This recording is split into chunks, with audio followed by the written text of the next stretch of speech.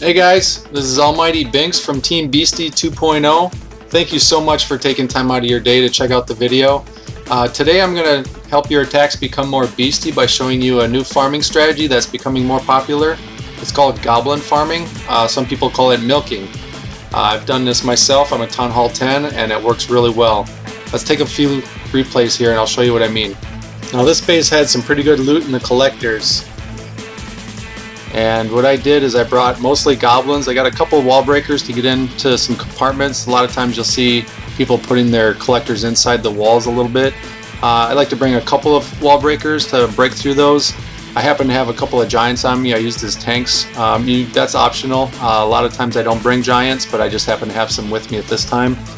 And what I'm doing is I'm breaking into each compartment, getting a group of goblins in. Not too many, because a lot of times the mortars or the wizard towers, as you see here, will take out your group. So if you get too many at once, it just blows through goblins too fast. What I try to do is I try to stay around under 100 goblins per raid, usually between 50 and 75, and you just keep them going in your barracks constantly, and you'll just keep making goblins as you're raiding, so you can raid more frequently.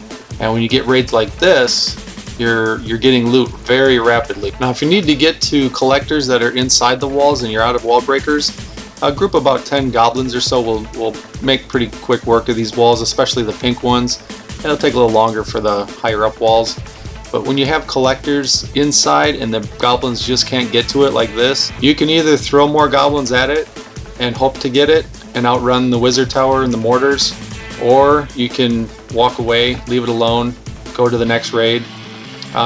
Tried some different collectors. I see there's some up on the top, so I threw a giant down to be the tank, get those goblins in without taking too much damage. Buys them just enough time to get over to that gold collector and finish that one off.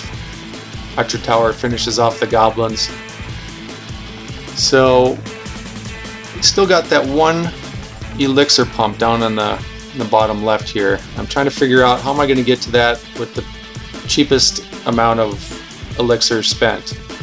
I've got my archer queen, so what I'm going to do is I'm going to put her down, take out those camps, and when she gets out a couple camps, she's going to take that pump right out. Here we go, pump goes down and ending the raid. Now if you notice, 29%, I got all that loot. 29%. He doesn't get a shield. He gets some trophies for his loot, but no shield. That's the way Supercell wants to do it. It actually was a coincidence that I got the 29%. It wasn't purposefully. But let's take a look at this raid. It's got a lot of loot and a lot of the collectors here. A couple wall breakers to bust in. I'm getting as much as I can. And you just keep going, getting the quickest way through the walls to the most amount of collectors to get the most amount of loot. There's another wall breaker. Now that second wall breaker died, but the wall is almost down, so I can just plop down some goblins and they're going to bust right through that in half a second. So if you do bring wall breakers, be mindful you don't need a whole lot of them, because even if one wall breaker dies and one explodes on the wall, the goblins are going to get right through that anyway. So you can use your wall breakers sparingly. Saves on elixir again. I'm just trying to get through to get to those. That one's pretty well protected there with the two wizard towers and the inferno towers, but there's a bunch of elixir pumps up on top here I'm going to get to. Now I still have an expo shooting at me, but with the amount of goblins and the speed, the mortar misses them. Small groups, like I said, so if the mortar does hit, like that time I got a few goblins taken out. But I got most of it, and I didn't bring in a huge giant group that got destroyed. There's small groups. It's kind of chipping away. Now I'm looking at the town hall here. I think I was trying to do my star bonus, and I'm trying to figure out what would be the best way to get into that town hall. Well, I cleared some outer structures with my Barb King and took him in to get that queen occupied so she wouldn't be firing on my goblins. Used the jump spell, got in there. A couple small packs of goblins.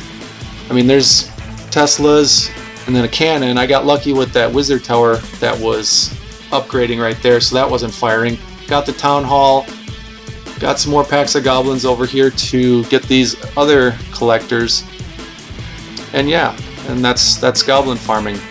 Works out pretty well. I'm a Town Hall 10. I've been farming like this since the update, and they changed the town halls to where you can't have them outside anymore, and I've been upgrading like crazy. And I don't farm every single day all day long. A lot of times in war I'll be making troops for donations, so I won't be farming. So the farming I am doing is very efficient. I'm getting a lot of loot quickly, and I'm able to upgrade still. And that's goblin farming, aka milking. I really appreciate you guys taking time to check this out. I hope I helped you out a little bit, made your attacks a little bit more beastie. And if you like what you see, please subscribe to the channel. You can also follow me on Camcord and Twitter. Almighty Binks, our other member on Camcord, is XC Hoser, and on Twitter it's @AlmightyBinks. Thank you so much for watching, and stay beastie. Oh my swans!